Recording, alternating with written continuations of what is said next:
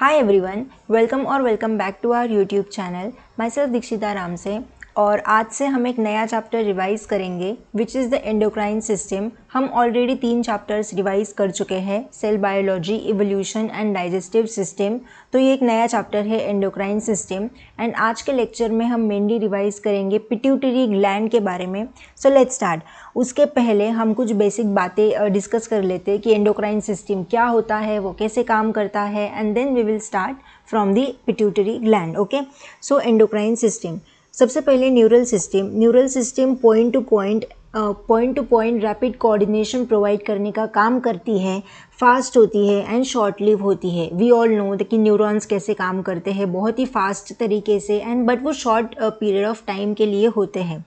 Nerve fibre do not innervate all cells, लेकिन all cells के पास नर्व फाइबर इंटरवेट नहीं कर सकते। The cellular function need to be regulated, लेकिन सेलुलर फंक्शन को तो रेगुलेट करना है, तो कैसे करेंगे? तो इसके लिए आया endocrine system. And endocrine system mainly carried by hormones carried out करते हैं एंडोक्राइन सिस्टम को। और हार्मोन्स क्या होते हैं? हार्मोन्स होते हैं प्राइमरी मैसेंजर्स। ठीक है, तो neural system and endocrine system दोनों साथ में काम करते हैं, jointly coordinate and regulate the physiological functions of the body. And body के फिजियोलॉजिकल फंक्शन को रेगुलेट करने का काम करते हैं। अब अगर हम एंडोक्राइन सिस्टम की बात करें तो एंडोक्राइन सिस्टम 2 तरीके की होती है। एक होती है सिंपल एंडोक्राइन सिस्टम, एक होती है कॉम्प्लेक्स एंडोक्राइन सिस्टम। सिंपल यानी कि जो कुछ हार्मोन्स ही सिक्रीट करेगी, फ्यू हार्मोन सिक्रीट करेगी, जैसे कि इनवर्टिब्रेट्स में देखने को मिलती है। और अगर हम कॉम्प्लेक्स एंडोक्राइन सिस्टम की बात करें, मतलब वो बहुत सारे हार्मोन्स को सिक्रीट करेंगी। जैसे कि हम वर्टिब्रेट्स की बात करें, हम में भी तो कॉम्प्लेक्स ही एंडोक्राइन सिस्टम होती है। ठीक है, उसके बाद जो एंडोक्राइन ग्लैंड्स होती है डक्टलेस ग्लैंड, यानी कि इनमें कोई भी डक्ट नहीं होती। जो सिक्रीशन होता है वो डायरेक्टली ब्लड के अंदर डाला जाता है, तो ये डक्टलेस ग्लैंड होती है। और एंडोक्राइन ग्लैंड क्या सिक्रीट करती है? हार्मोन सिक्रीट करती है। और हार्मोन्स होते हैं नॉन न्यूट्रिएंट केमिकल्स होते हैं, इंटरसेलुलर मैसेंजर्स होते हैं और बहुत ही कम अमाउंट में निकलते हैं, in very trace amount, release into the blood and transported to distantly located target organs. बोला ना कि जो हार्मोन्स होते हैं वो ब्लड के अंदर रिलीज किए जाते हैं एंड देन जो भी टारगेट ऑर्गन होगा वहाँ तक वो सिक्रीट होंगे। ठीक है, उसके बाद this defence converge new molecules and hormone secreted by our organs known as endocrine glands. ये तो हो गया।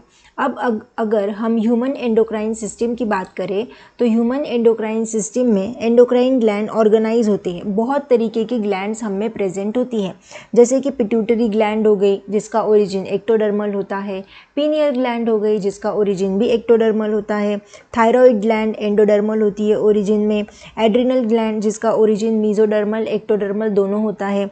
उसके बाद पैनक्रियाज एंडोडर्मल होती है ओरिजिन में, parathyroid gland endodermal in origin, thymus gland endodermal in origin, gonads mesodermal in origin. ठीक है, तो ये तो होगी एंडोक्राइन ग्लैंड्स। इतनी ग्लैंड्स हमारे अंदर होती है, और भी होती है। ठीक है, तो in addition to these some other organ, और इनके अलावा भी हमारे अंदर कुछ ऐसी ऑर्गन्स होती है जो कि हार्मोन सिक्रीट करती है, जैसे कि GIT हो गया यानी कि गैस्ट्रोइंटेस्टिनल ट्रैक्ट, ये भी हार्मोन सिक्रीट करते हैं, लीवर भी करते हैं, किडनी, हार्ट, ये ऑर्गन्स भी हार्मोन सिक्रीट करती है। Then hormones producing different tissues और cells located in the different parts of the body के डिफरेंट पार्ट्स में जो भी टिश्यूज है, सेल्स है, वो अलग अलग हार्मोन सिक्रीट करने का काम करते हैं। तो अब हम सबसे पहले स्टार्ट करेंगे पिट्यूटरी ग्लैंड से। So let's start. तो देखो, पिट्यूटरी ग्लैंड का ओरिजिन होता है एक्टोडर्मल। ठीक है, पिट्यूटरी ग्लैंड्स होती है ectodermal in origin, present in diencephalon of the fore brain के डायनसेफेलॉन वाले पोर्शन में प्रेजेंट होती है। अब पिट्यूटरी ग्लैंड के भी 2 पार्ट्स होते हैं इसके अंदर। फर्स्ट वन इज द एडिनोहाइपोफाइसिस, एक तो होता है एडिनोहाइपोफाइसिस, सेकेंड होता है न्यूरोहाइपोफाइसिस। ठीक है, एडिनोहाइपोफाइसिस एंड न्यूरोहाइपोफाइसिस। अब जो एडिनोहाइपोफाइसिस होता है वो 75% सिक्रीशंस सिक्रीट करता है। ठीक है, जो 75% सिक्रीशंस है वो एडिनोफाइसिस से ही आते हैं। अब एडिनोफाइसिस के भी 2 पार्ट्स होते हैं।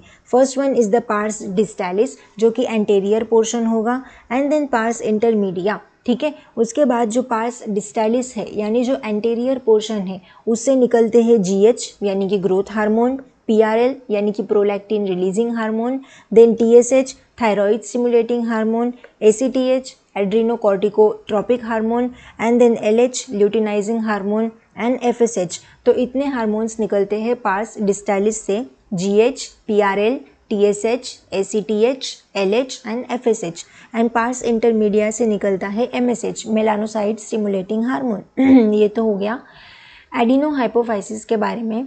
अब हम देखेंगे न्यूरो हाइपोफाइसिस के बारे में। तो न्यूरो हाइपोफाइसिस को बोला जाता है पार्स नर्वोसा, जो कि पोस्टेरियर पोर्शन होता है एंड जो 25% जो रिमेनिंग सिक्रीशन है वो निकलता है न्यूरो हाइपोफाइसिस से। अब इसमें भी मेनली दो हार्मोन निकलते हैं पार्स नर्वोसा से। एक तो होता है वैसोप्रेसिन जिसको ADH बोलते हैं, anti diuretic hormone, and second is the oxytocin. तो जो सुप्रा ऑप्टिक न्यूक्लियाई होती है वो सिक्रीट करती है ADH को, और जो पैरावेंट्रिकुलर न्यूक्लियाई होती है वो सिक्रीट करती है ऑक्सीटोसिन को, ठीक है। एंड बोथ प्रोड्यूस और सिंथेसाइज बाय हाइपोथैलेमस। और ये जो दोनों हार्मोन हैं वो सिंथेसाइज या फिर प्रोड्यूस किए जाते हैं हाइपोथैलेमस के अंदर, लेकिन इनको रिलीज करने का काम कौन करती है? पिट्यूटरी ग्लैंड करती है, ठीक है। उसके बाद hormones of pituitary, all hormones of pituitary are protein in nature. जितने भी हार्मोन्स है पिट्यूटरी के वो प्रोटीनिशियस होते हैं नेचर के। And mostly hormone of pituitary are tropic hormone.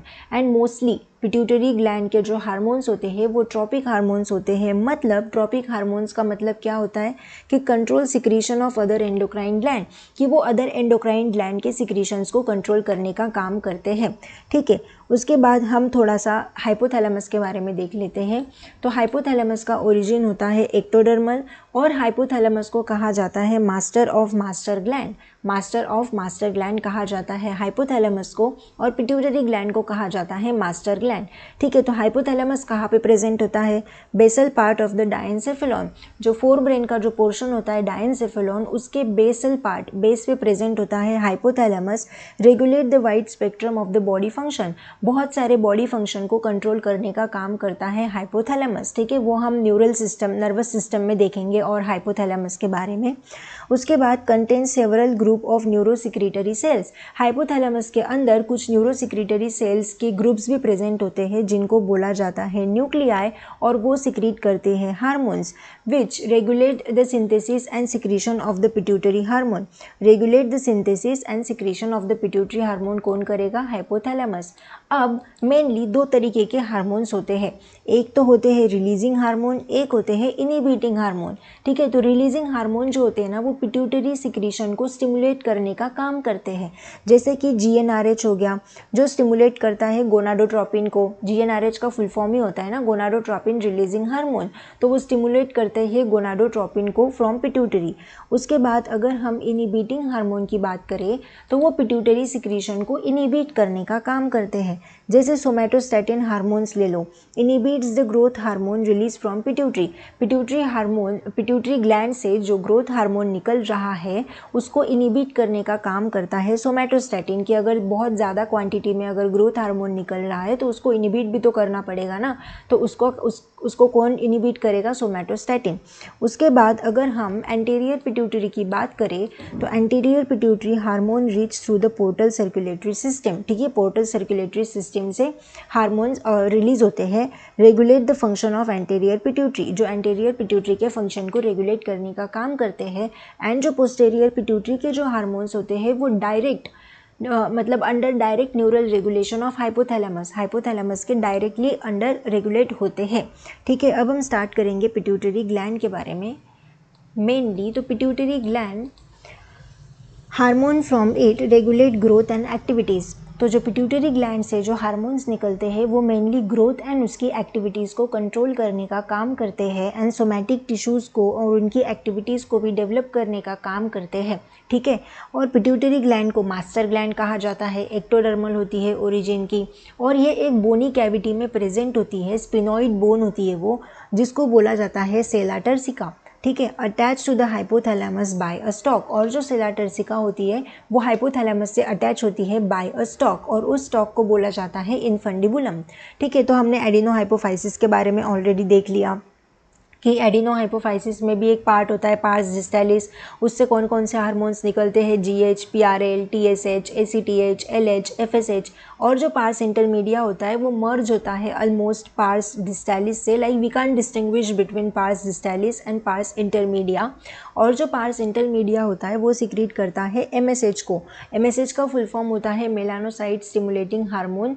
ये मेनली मेलानोसाइट जो सेल्स होती है उनके ऊपर काम करता है। और हमारे स्किन में तो मेलानिन पिगमेंट प्रेजेंट होता है, हम सबको पता है। तो वो पिगमेंटेशन जो है हमारी स्किन को उसको मेंटेन करने का काम करता है एमएसएच, जो कि यूवी रेज जो सन से निकल रही है यूवी रेज उनसे प्रोटेक्ट करने का काम करता है। लाइक जिनकी स्किन बहुत ज़्यादा डार्क होती है उनको यूवी रेज से खतरा बहुत ही कम होता है, ठीक है। उसके बाद अगर हम बात करें कि अगर नॉर्मल मेलानिन पिगमेंट के लेवल से अगर बहुत ज़्यादा मेलानिन पिगमेंट अगर किसी इंसान में रिलीज़ हो रहा है तो उसे एक डिसीज़ होता है जिसको बोला जाता है मेलानिज्म, जिसमें ओवर प्रोडक्शन होता है मेलानिन पिगमेंट का। और अगर किसी इंसान में अगर मेलानिन पिगमेंट एब्सेंट है या फिर हद से बहुत ज़्यादा कम है तो उसको बोला जाता है अल्बिनिज्म, ठीक है। तो ये तो हो गया डिसीजेस के बारे में।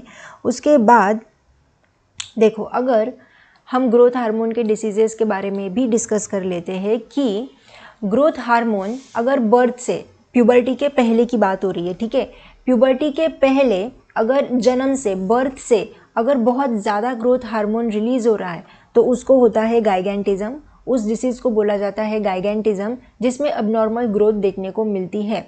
और अगर प्यूबर्टी के पहले ही अगर बहुत ही कम ग्रोथ हार्मोन अगर रिलीज़ हो रहा है तो उसको बोला जाता है पिट्यूटरी ड्वार्फिज्म, जिसको बोला जाता है स्टंटेड ग्रोथ, जिसमें बहुत ही कम ग्रोथ देखने को मिलती है। और अगर हम बात करें अडल्ट की, तो अडल्ट में यानी कि ऑफकोर्स प्यूबर्टी के बाद अगर ओवर सिक्रीशन हो रहा है ग्रोथ हार्मोन का, बहुत ज़्यादा अगर ग्रोथ हार्मोन सिक्रीट हो रहा है तो उस डिसीज़ को बोलते हैं हम एक्रोमेगाली। अब एक्रोमेगाली में क्या क्या होता है, severe disfigurement of the face की जो फिगर है वो पूरी चेंज हो जाएगी। उसके बाद सीरियस कॉम्प्लिकेशंस भी देखने को मिल सकते हैं। और अगर इसको जल्दी चेक नहीं किया गया तो प्री मैच्योर डेथ भी देखने को मिल सकती है। Hard to diagnose in early stages, लेकिन इसको अर्ली स्टेजेस में डायग्नोस करना बहुत ही हार्ड भी होता है। Goes undetected for many years, ठीक है, बहुत साल तक इसको डिटेक्ट कर भी नहीं सकते। उसके बाद अगर हम बात करें प्रोलैक्टिन हार्मोन की, तो प्रोलैक्टिन हार्मोन का फंक्शन होता है that it regulate the growth of memory gland. Memory gland की ग्रोथ को रेगुलेट करने का काम करता है prolactin, and formation of milk में भी हेल्प करवाता है।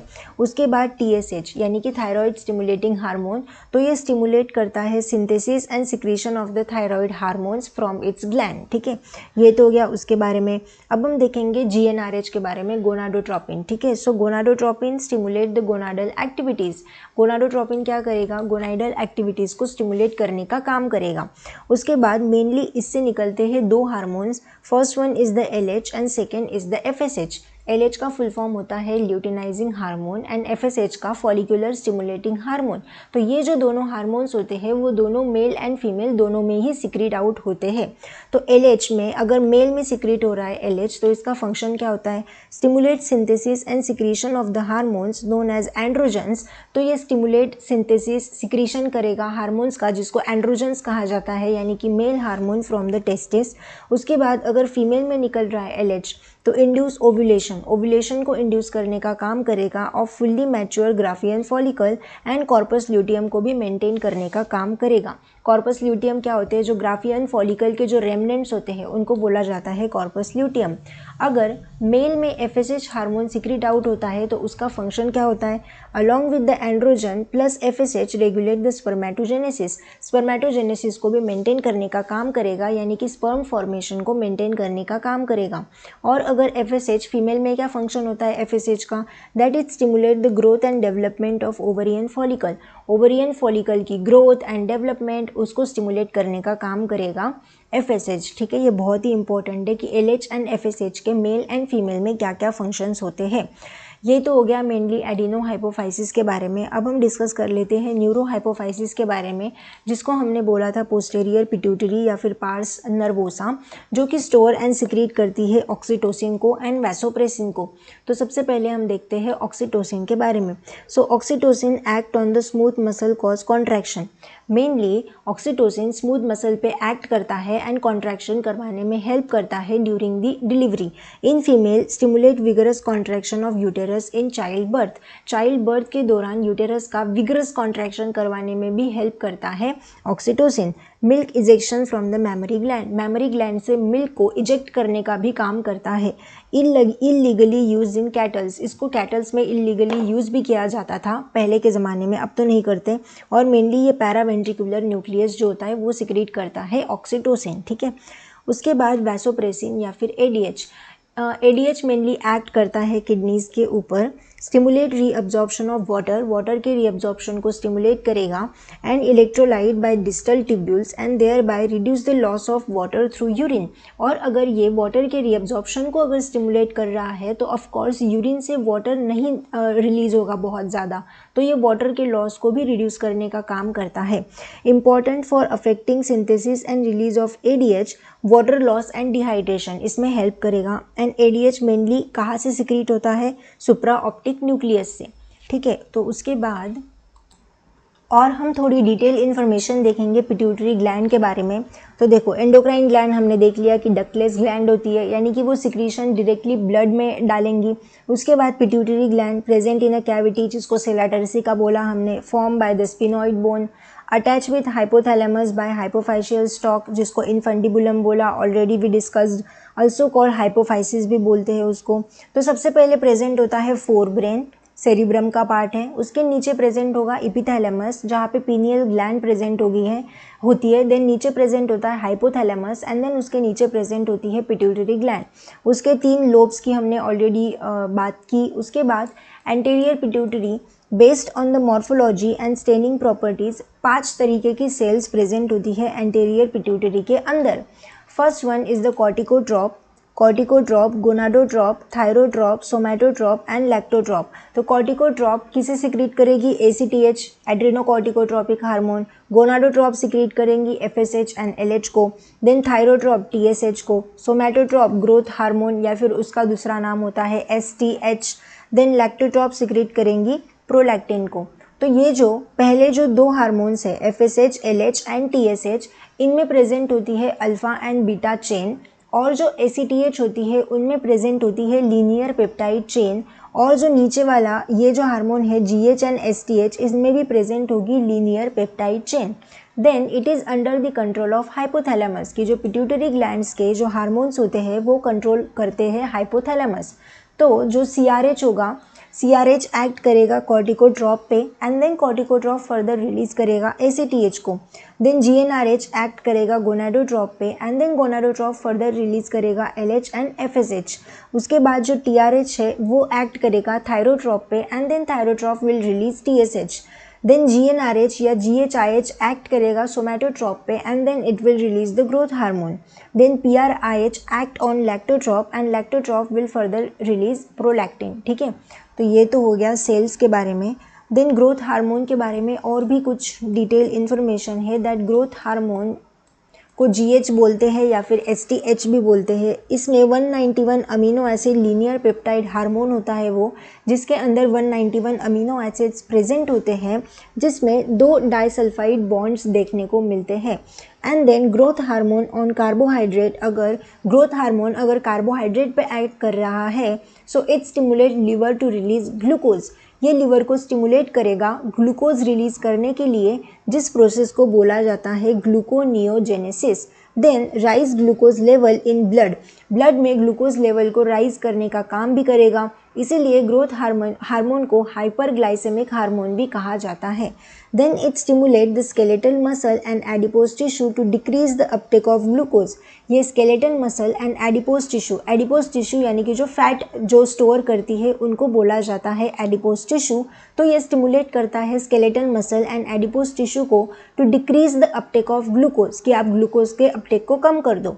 देन ये कीटोजेनिक होता है नेचर में, Under to influence of growth hormone, cells will prefer to utilize fat over carbohydrate and protein. कि अगर ग्रोथ हार्मोन का अगर इन्फ्लुएंस हुआ तो सेल फैट की जगह कार्बोहाइड्रेट एंड प्रोटीन, एक second, cell will prefer to utilise fat over carbohydrate and protein. Carbohydrate and protein को यूटिलाइज करने के अलावा फैट को यूटिलाइज करना पसंद करती है. Then develop insulin resistance, insulin resistant को डेवलप करने का काम करेगा, इसीलिए इसको डायबिटोजेनिक हार्मोन भी कहा जाता है.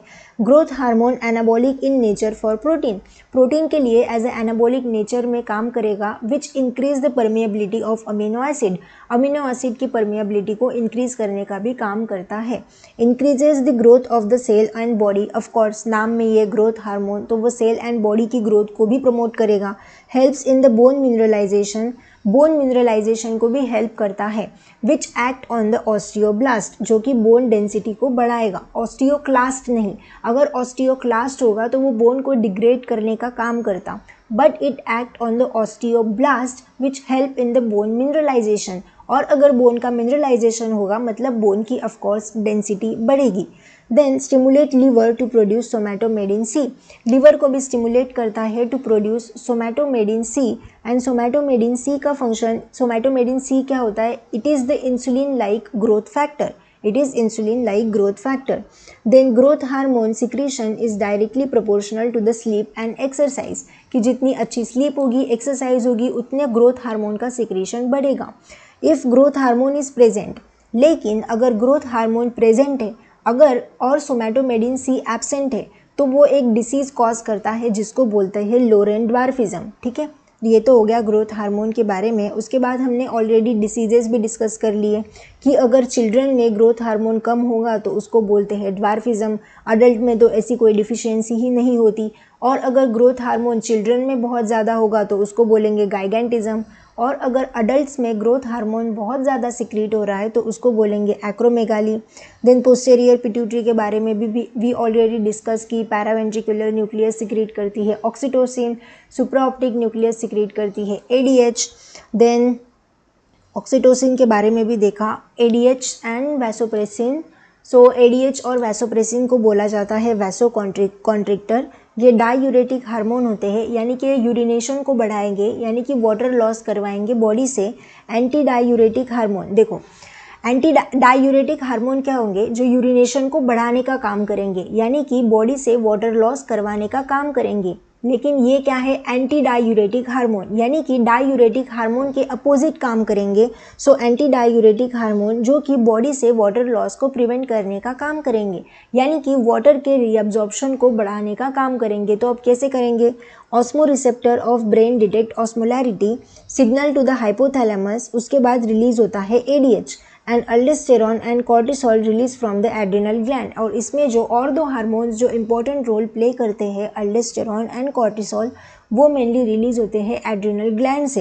एंड इसकी वजह से होती है डायबिटीज़ इंसिपिडस, जिसके अंदर एडीएच का लेवल बहुत ज़्यादा कम हो जाता है. तो ऑफकोर्स यूरिनेशन बढ़ेगा विदाउट ग्लूकोज. ठीक है, and then we talk about the pars intermedia as well, जो सिक्रीट करती है MSH यानी कि मेलानोसाइट स्टिमुलेटिंग हार्मोन, जो जिसके अंदर प्रेजेंट होता है टायरोसिन, जो टायरोसिन को कन्वर्ट करती है मेलानिन के अंदर बाय एन एंजाइम टायरोसिनेज, जो कि हेल्प करते हैं स्किन के पिगमेंटेशन में, protect skin from the UV rays. और हमने इसके डिसीजेस के बारे में भी देखा that if melanin is absent तो होता है अल्बिनिज्म, एंड अगर एक्स्ट्रा पिगमेंट डिपोजिशन होगा तो होता है melanism. So this is for today's lecture, जिसमें हमने देखा पिट्यूटरी ग्लैंड्स के बारे में. नेक्स्ट लेक्चर में we will discuss about the thyroid glands. I hope आपको समझ में आया होगा. Thank you so much for watching. Keep achieving, keep learning, keep thriving. Bye bye, take care. You can support my channel by scanning this QR code via UPI.